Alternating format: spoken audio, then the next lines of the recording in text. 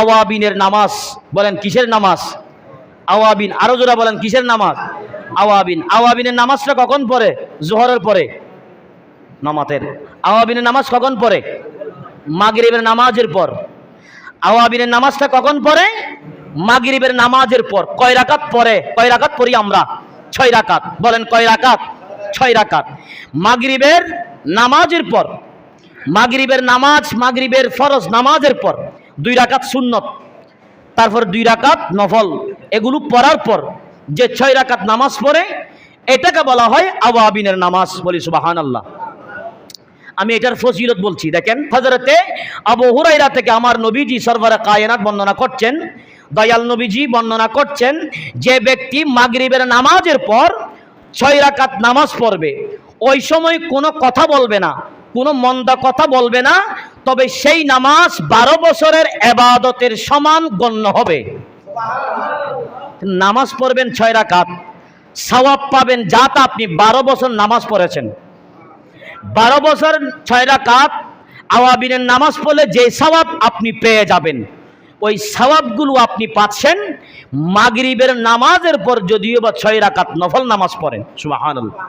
আরেকটা হাদিস, এটা আম্মা জান আয়েশা সিদ্দিকা রাদিয়াল্লাহু তাআলা আনহা বর্ণনা করছেন, রাসূল করিম রউফুর রহিম সাল্লাল্লাহু তাআলা আলাইহি ওয়া আলিহি ওয়াসাল্লাম ইরশাদ করছেন, যে ব্যক্তি মাগরিব এবং এশারের মধ্যকান সময়ে, এশারের আগে মাগরিবের পরে কেউ যদি 20 রাকাত নফল নামাজ পড়ে, বলেন কয় রাকাত? 20 রাকাত নফল নামাজ পড়েন, আল্লাহ তাআলা তার জন্য জান্নাতের মধ্যে একটা ঘর তৈরি করবেন। সুবহানাল্লাহ। আরো জোরে বলেন।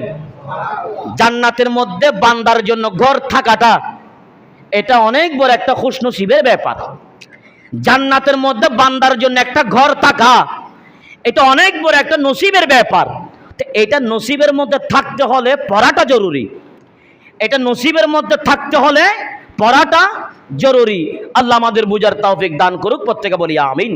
আর একখানা হাদিসে পাক এটা বর্ণনা করছেন হযরতে সাইয়্যিদুনা সিদ্দিক আকবর রাদিয়াল্লাহু তাআলা আনহু। লম্বা হাদিস, আমি জাস্ট বাংলাটা বলছি যাতে আপনারা সহজে বুঝতে পারেন।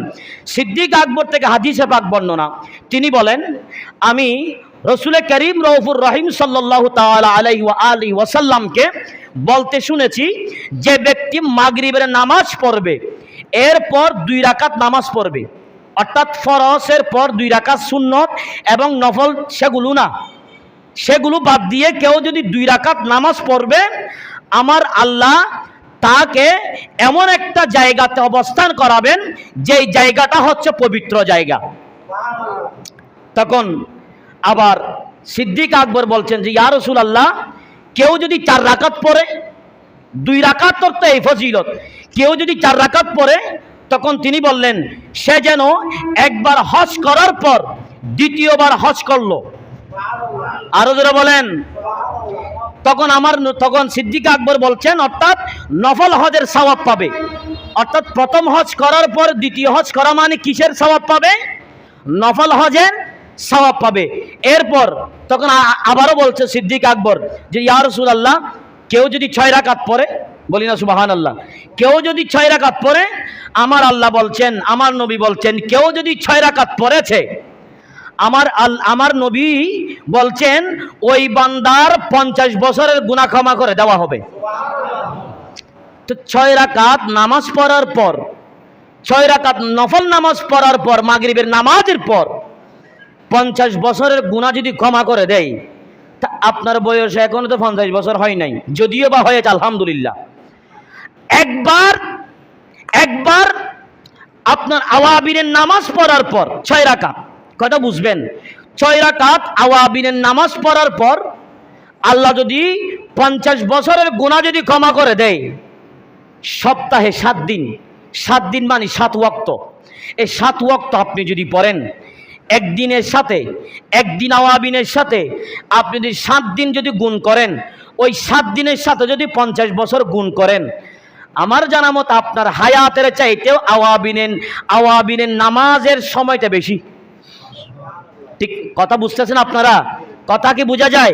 একদিন নামাজের পড়লে যদি 50 বছরের গুনাহ ক্ষমা করে দেয়, আপনি যদি 7 দিন পড়েন, এখন গুনার চাইতেও সওয়াবের চাইতেও বান্দার হায়াত কম। অর্থাৎ সওয়াবের আমলটা আপনার হায়াতকে ডেঙ্গিয়ে গেছে। আপনার হায়াত অল্প, এই অল্প সময়ে যদি এই অল্প আমলগুলো যদি করি, আমাদের হায়াতের তুলনায় আমাদের নেকামলের পরিমাণটা হবে বেশি। আল্লাহ আমাদের বুঝার তৌফিক দান করুক, প্রত্যেকে বলি আমিন। আমরা সবাই চেষ্টা করব যাতে মাগরিবের ফরজ এবং মাগরিবের সুন্নত, তারপর নফল পড়ার পর আমরা যাতে 6 রাকাত অথবা এর চাইতে বেশি আমরা যাতে নফল নামাজ পড়তে পারি, যেটাকে বলা হয় আওয়াবিনের নামাজ, আমরা যেন পড়তে পারি, তৌফিক দান করুক, প্রত্যেকে বলি আমিন।